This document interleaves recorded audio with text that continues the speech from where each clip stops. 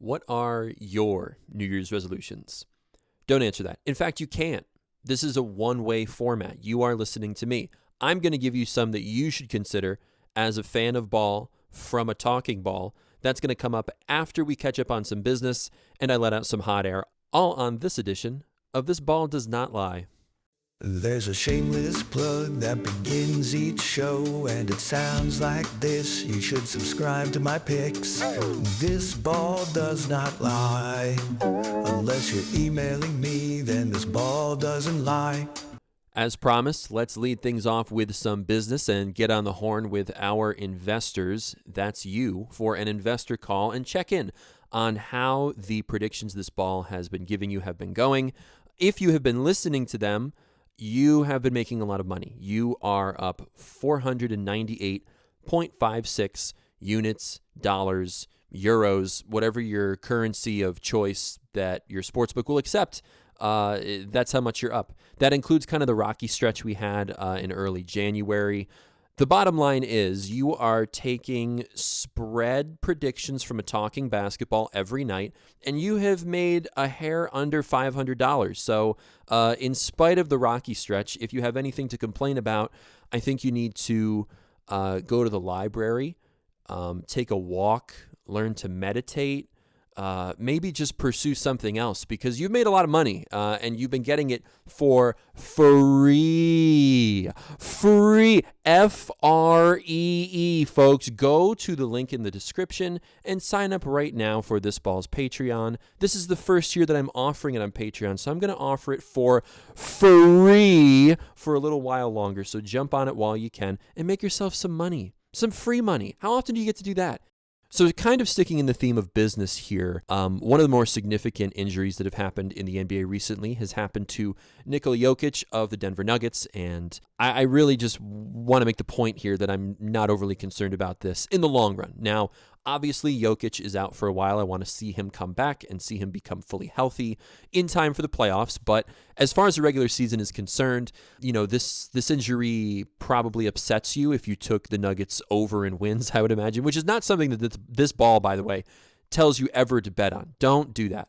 That's the only thing I can imagine because the Nuggets have shown us last season that regardless of wherever they're seated and whoever they're going to play, they are going to be a tough out, especially when Jokic is out there. I mean, he's the X factor, one of the best players in the league. So I'm not concerned about the Nuggets in the long run. I'm not going to tell you to take them to win the West unless you want to.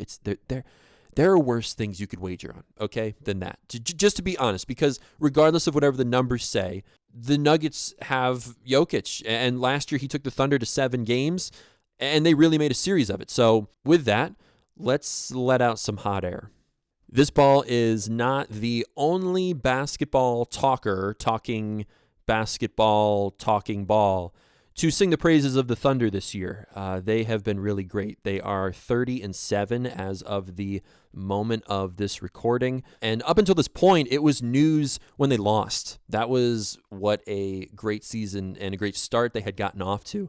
Let's list all of the losses that the Thunder have had this year, shall we? They lost to the Trailblazers on November 5th. They lost to the Spurs 3 times in a row, by the way, on December 13th, 23rd, and on Christmas Day.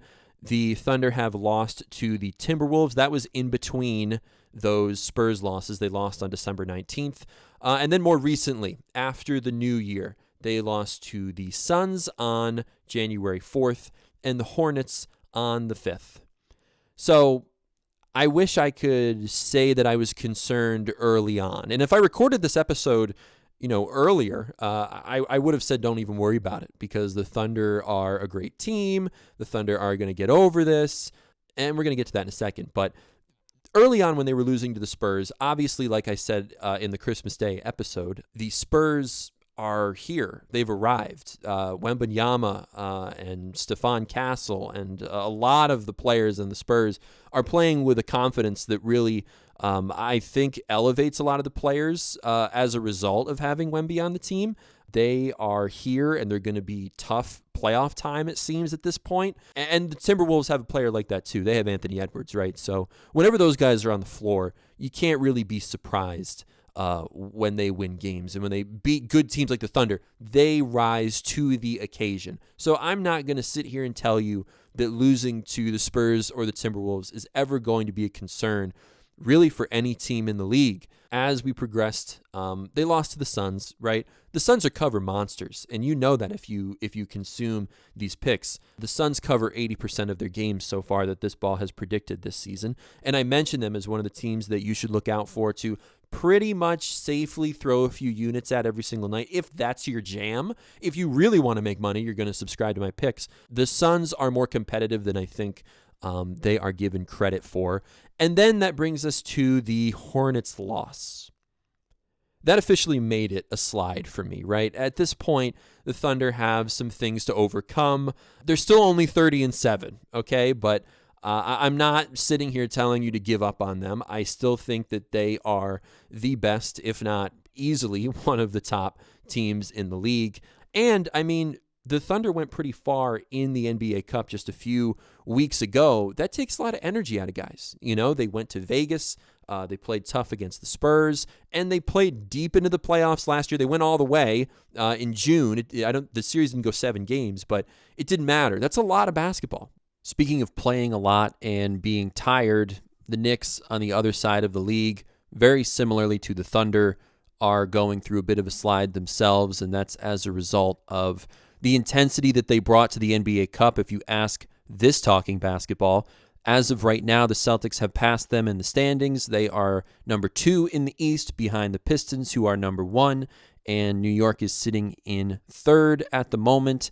Now, it's going to take a lot for me to tell you that the Knicks are not going to go far these playoffs. They've shown this ball all season long that they are one of the best teams, not just in the East, but in the league. I think they are still the favorite to win the East and get to the finals, and, you know, anything can happen at that point. I'm not ready to tell you that the Celtics are going to beat the Knicks in the playoffs. In fact, I don't think that's going to happen. I think that could be a very fun series, and I think Jaylen Brown is really going to look forward to that. Without Tatum, he's going to have a big chip on his shoulder, certainly against New York, the team that bounced them last season. And as far as the Sixers are concerned, right now they are fully healthy. They're playing well. And I don't mean this as a slight, but, you know, it's January, right? The Sixers are going to have to prove it in the playoffs this year, just like the Knicks did last year. And unfortunately, every Philly fan knows this. Typically, this kind of health does not last for Philadelphia. So if they can keep it together, that would be one thing. But I'm not ready to say that they are better than the Knicks right now either. They obviously beat them recently. But, you know, like I said, similarly to how the Thunder have played a lot of basketball recently and a lot of intense basketball in the Cup, the Knicks won the Cup, and they're playing like it. They're tired. 82 games is a lot of games, folks. That's the point in the show that we have reached, the point where this ball reminds you that these guys play 82 basketball games. It's a lot to watch. It's a lot to play. I can't even imagine. I want to nap thinking about it. So I'm not concerned about the Knicks, similarly to how I'm not concerned about the Thunder, but honestly, I'm less concerned about the Knicks.